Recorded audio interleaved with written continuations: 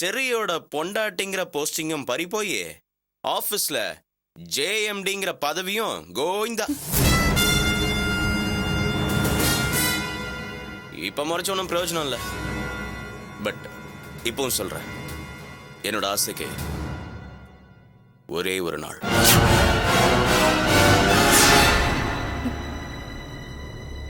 Half day, 1 hour. என்னோட ஆசைக்கு நீ ஒத்துக்கிட்டன்னா உன்னோட ப்ராப்ளம்ஸ் எல்லாத்தையும் ஒரே ஒரு ஃபோன் கால்ல சால்வ் பண்ணிடுவேன். நான் செத்தாலும் நீ ஆசைப்பட்டதெல்லாம் நடக்காதுடா. செரி என் மேல உயிரியே வச்சிருக்காரு. அவர் எப்படி சமாதானப்படுத்தணும்னு எனக்கு தெரியும். ஆனா என்ன இந்த நிலைமைக்கு ஆளாக்கணும் ஒண்ணு நான் சும்மாவே விட மாட்டேன். கவ்யா, ஏன் இப்படி எல்லாம் பிஹேவ் பண்ற? கையெடு. எதுக்கு மேல உயிரோடியா விட சொல்றேன்னு? செக்யூரிட்டி. என்னடா செக்யூரிட்டியை கூப்பிடுற? செக்யூரிட்டி. செக்யூரிட்டியை கூப்பிட்டு நான் பயந்துருவேன் நினைச்சிட்டு இருக்கியா? என்னையா வேடிக்கை பாக்குறீங்க? விலக்கி விடுங்க. மேடம், அவரை விடுங்க மேடம். டேய், இவன் என்கிட்ட எப்படி பிஹேவ் பண்ணனும்னு உனக்கு தெரியுமா? ஐயோ, நான் ஒன்னும் மிஸ்பிஹேவ் பண்ணல. இவங்க தான் ஆபீஸ்க்குள்ள இவங்க வரக்கூடாதுன்னு எம்டி எனக்கு மெசேஜ் அனுப்பிச்சாரு. அவர் சொன்னதை நான் ஃபாலோ பண்ணேன். இவங்க ஹஸ்பண்ட் மேல இருக்க கோவத்தை என்கிட்ட காட்டுறாங்க. மேடம், கையெடுங்க. உங்களை நான் ரொம்ப மதிக்கிறேன் மேடம். ப்ளீஸ் கையெடுங்க. எம்டிக்கும் உங்களுக்கும் என்ன பிரச்சனைன்னு தெரியாது. ஃபாரின்ல இருந்து வந்ததும் உங்களை டைவர்ஸ் பண்ண போறதா நேத்து என்கிட்ட சொன்னாரு. இந்த விஷயம் உங்களுக்கு தெரிஞ்சிருந்தோம் எதுக்காக நீங்க ஆபீஸ்க்கு வந்தீங்கன்னு எனக்கு தெரியல. இது பாருங்க, இனிமே இந்த ஆபீஸ்ல இவங்களுக்கு எந்த ரைட்ஸுமே கிடையாது. இவங்களோட ஆர்டரை நீங்க யாரும் ஃபாலோ பண்ண வேண்டாம். எம்டி வர வரைக்கும் இந்த கம்பெனியோட எல்லா அதிகாரமும் என்கிட்ட தான் இருக்கணும்னு எம்டிஏ மெசேஜ் அனுப்பிச்சிருக்காரு. அதான் நாகரிகமா யாருக்குமே தெரியாம கேபினை விட்டு வெளியே போங்கன்னு சொன்னேன். ஆனா இவங்க என் மேல கோவப்பட்டு சட்டையெல்லாம் பிடிக்கிறாங்க சார். செக்யூரிட்டி, இவங்களை வெளியே அனுப்பு.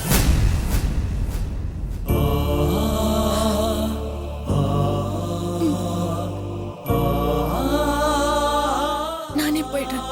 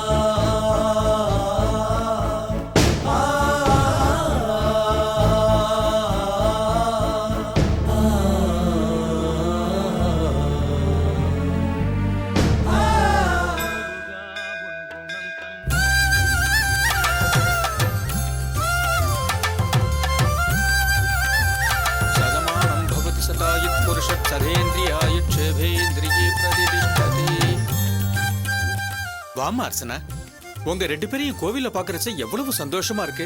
நீ கோவிலுக்கு வந்து எத்தனை நாள் ஆச்சு? என்ன அர்ச்சனா, உண்டா இருக்கிற சந்தோஷமா? ஆமா சாமி, அது மட்டும் இல்ல, இவர் இன்னொரு ஷெட்டில் ஏசிக்கு எடுக்கிறதுக்கு பேச்சுவார்த்தை நடந்துட்டு இருக்கு. அது நல்லபடியா அமையணும். அப்படியா? ரொம்ப சந்தோஷம். வம்சம் விருத்தியாக போற நேரத்துல தொழிலும் விருத்தியாக போறது. உங்க நல்ல மனசுக்கு நீங்க இன்னும் அமோகமா வரப்போறீள். குடும்ப அர்ச்சனா. அர்ச்சனா யார் பேருக்கு? அர்ச்சனா பேருக்கு தான். புரியுறது. 2 பேருக்குமே அர்ச்சனை பண்ணி பிரசாதத்தை கொடுக்கிறேன். ஓம் தேவியே நமஹ, ஓம் துர்காயே நமஹ, ஓம் திரிபுவனேஸ்வரியே நமஹ.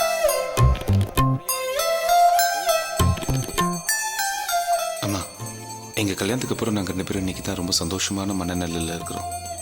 இந்த சந்தோஷம் என்னைக்குமே நீடிக்கணுமா? அதுக்கு நீங்க தான் அருள் புரியணும்.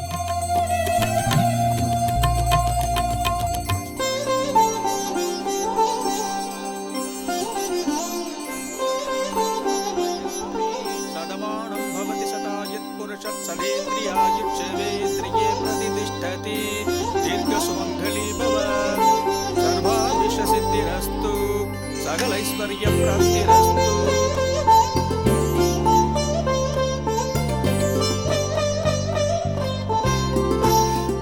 வரும் சாமி. சரி போயிட்டு போயிட்டு வருங்க.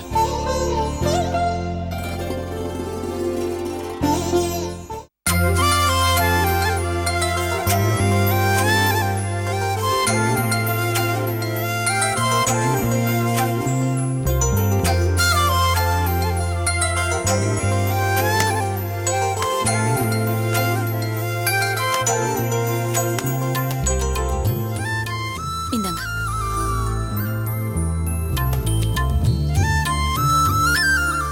அர்ச்சனா, என்ன? உனக்கு ஞாபகம் இருக்கா? கல்யாணத்துக்கு அப்புறம் நம்ம 2 பேருக்குள்ள நிறைய கருத்து வேறுபாடெல்லாம் இருந்துச்சு.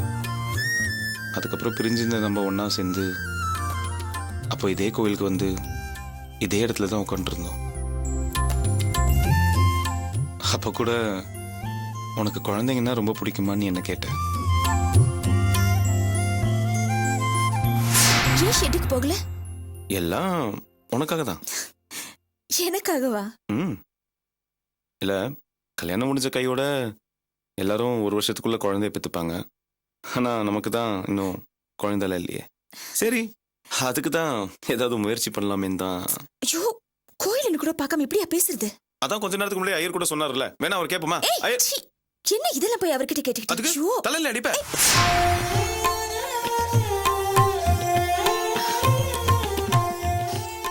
இப்ப எதுக்காக அந்த ஞாபகம் வந்தது? இப்போ அதே இடத்துல நீ வந்து வயித்துல குழந்தையோட உட்காந்துருக்க, அதான் எனக்கு அந்த ஞாபகம் வந்துச்சு. என் வயித்துல உருவான இந்த குழந்தையோட நல்ல நேரம் தான் நமக்கு எல்லாமே நல்லதாவே நடந்துட்டு இருக்கு. அதை நீங்க யோசிச்சு பாத்தீங்களா? கொஞ்ச நாள் முன்னாடி வரைக்கும் நம்ம எவ்வளவோ பிரச்சனைகளை சந்திச்சிட்டு இருந்தோம். ஒண்ணு கடன் சுமை, இல்ல வாசு உங்க அம்மாவால ஏதாவது ஒரு பிரச்சனை வந்துகிட்டே இருக்கும். திடீர்னு கடவுள் என்ன நினைச்சாரோ தெரியல, நம்மள சோதிச்சது போதும்னு நம்ம வாழ்க்கையில கருணை காட்ட ஆரம்பிச்சிட்டாரு. அதோட முதல் விஷயமா நம்மள எதிரியா பார்த்துட்டு இருந்த உங்க அம்மா மனசு மாதிரி நம்ம மேல பாசம் காட்டுறாங்க. பிரிஞ்சு போன நம்ம குடும்பம் ஒண்ணு சேர்ந்துருச்சு. வாசுவோட மாமனாரும் அவங்கள ஏத்துக்கிட்டாரு. இப்ப வாசு நல்லபடியா சந்தோஷமா அவங்க வீட்டுல வாழ்ந்துட்டு இருக்கான். ஆமா அர்ச்சனா, எனக்கும் அதை நினைக்கும் போது மனசுக்கு ரொம்ப சந்தோஷமா இருக்கு. எல்லாத்துக்கும் மேல நீங்க இன்னொரு ஷெட் லீஸுக்கு எடுக்கிறீங்கன்னு சொன்னப்போ நான் எவ்வளவு சந்தோஷப்பட்டேன் தெரியுமா? இது எல்லாத்துக்கும் காரணம் என் வயித்துல உருவான நம்ம குழந்தையோட நல்ல நேரம் தான் தோணுது. எனக்கும் அப்படிதான் அர்ச்சனா தோணுது. இனிமே நம்ம வாழ்க்கையில நடக்க போற எல்லாமே சந்தோஷமான விஷயமா தான் இருக்கும்.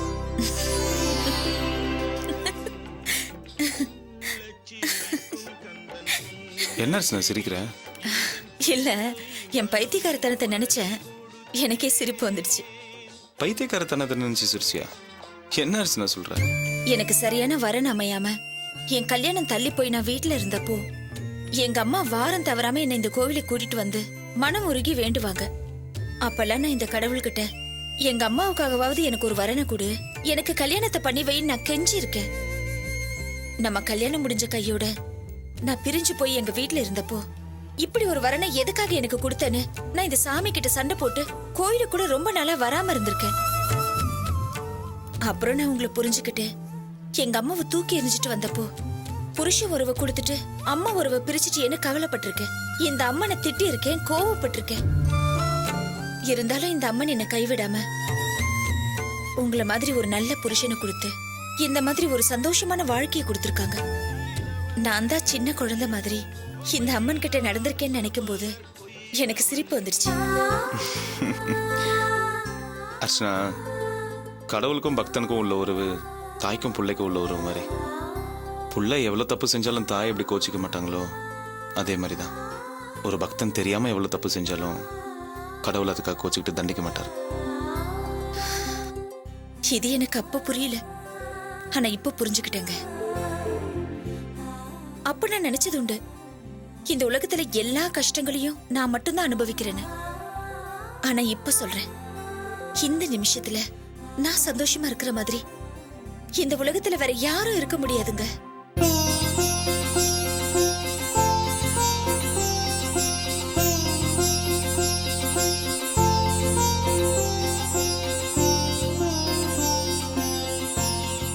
நல்ல புருஷன், நல்ல மாமனார் மாமியார், புரிஞ்சுக்கிட்ட நாத்தனார் குழந்தனார்னு அருமையான உறவுகளோட சந்தோஷமான வாழ்க்கையை அந்த அம்மா எனக்கு ஏற்படுத்தி கொடுத்திருக்காங்க.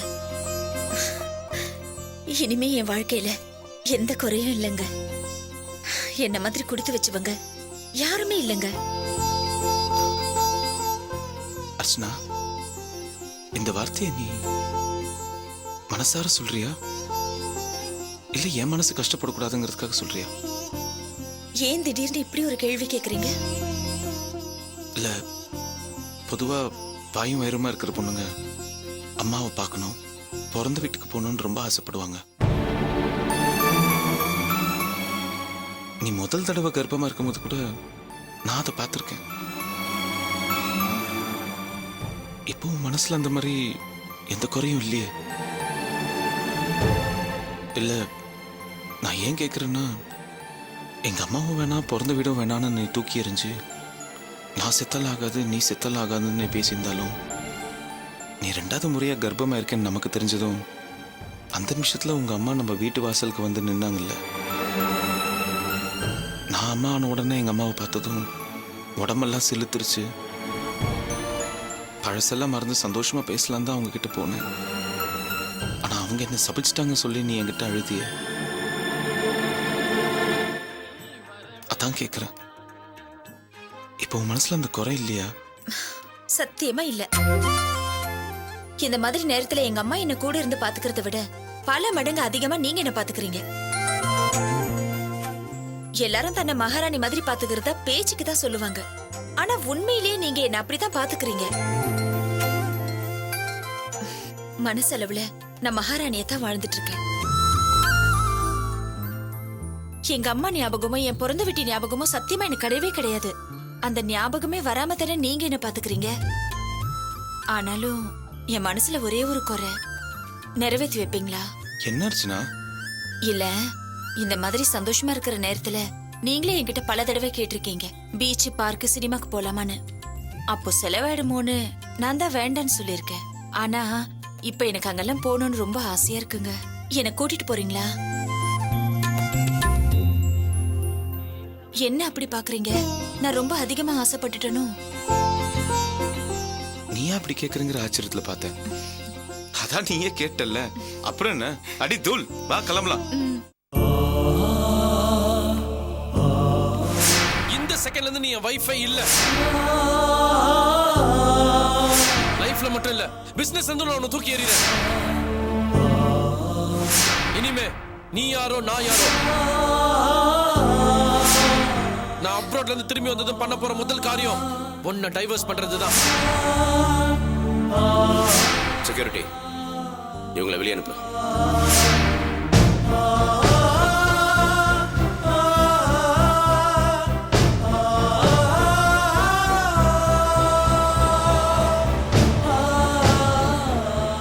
காவியா, காவியா, என்னாச்சு உங்களுக்கு? ஏன் அழுதுகிட்டே போறாங்க?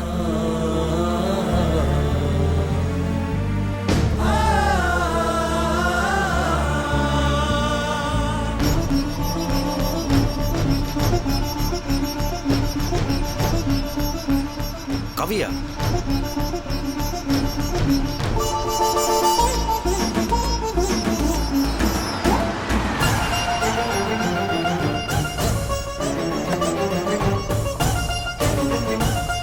காவியா, காவியா,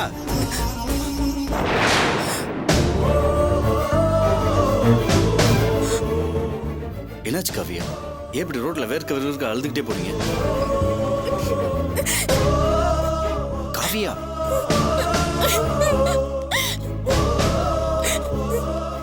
காவியா, நான் உங்ககிட்ட தான் பேசிட்டு இருக்கேன். என்னாச்சு? ஏன் இப்படி அவாய்ட் பண்றீங்க? ஏன் நீங்க இன்னைக்கு ஆபீஸ் போலையா? காவியா, ப்ளீஸ் சொல்லுங்க, என்னாச்சு? காவியா, என்ன இப்படி எதுவுமே சொல்லாம அழுதுகிட்டே போறீங்க? காவியா, ப்ளீஸ் காவியா, காவியா, என்னாச்சுன்னு சொல்லுங்க. நான் தான் கேட்டுக்கிட்டே இருக்கேன், பதில் சொல்லாம போனா என்ன அர்த்தம்? கையை விடுங்க, சொல்லுங்க காவியா. கையை விடுங்க திலீப். என்னாச்சுன்னு சொன்னாதான் என்னால விட முடியும். சொல்லுங்க காவியா, ஏன் இப்படி அழுதுகிட்டே போறீங்க? நீங்க முதல்ல கையை விடுங்க. காவியா, நான் உங்களுக்கு ஒரு நல்ல ஃப்ரெண்டு. உங்க எல்லா ப்ராப்ளத்தையும் நீங்க என்கிட்ட சொல்லியிருக்கீங்க, நானும் உங்களுக்கு ஆறுதல் சொல்லியிருக்கேன். இப்போ உங்களை இப்படி பார்த்துட்டு என்னால விட்டுட்டு போக முடியாதுங்க. சொல்லுங்க, என்ன நடந்ததுன்னு சொல்லுங்க காவியா. என்கிட்ட எதுவும் கேட்காதீங்க, ப்ளீஸ் கையை விடுங்க. பிடிவாதம் பிடிக்காதீங்க காவியா, என்னாச்சுன்னு சொல்லுங்க. என்ன பாஸ், என்ன பொண்ணுகிட்ட தகராறு பண்ணிட்டு இருக்கிற? ஆ? அந்த பொண்ணு வேற அழுதுகிட்டே இருக்குது, நீ வேற கைய புடிச்சுன்னு இருக்கிற. என்ன விஷயம்? யாருமா அவரு? வம்பு பண்றாரா? ஹலோ, இது எங்களோட பர்சனல் விஷயம், நீங்க தலையிடாதீங்க. காவியா, தோடா இது பர்சனல் விஷயமா? ரோட்ல ஒரு பொண்ணு கையை பிடிச்சி இழுத்துட்டு இருக்காரு, பர்சனல் விஷயங்கிறாரு. பாக்குறதுக்கு தான்டா டீசெண்டா இருக்கான், ஆனா நடத்தையில இல்ல. இல்லைங்க. கைய விடுறா, கைய போட்ட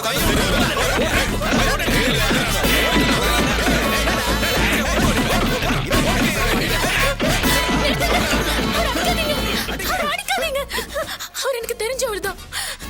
என்னம்மா நீ? நாங்க கேட்கும் போது பேசாம அழுதுகிட்டே இருந்த, இப்ப என்னமோ உனக்கு தெரிஞ்சவருங்க. ஏன்பா அவங்க 2 பேரும் சமாச்சாரம்பா, நமக்கு என்ன ஆக வேண்டியது? வாப்பா வேலையை பார்த்துக்கலாம். பேசுங்க. சரி பாஸ். வா.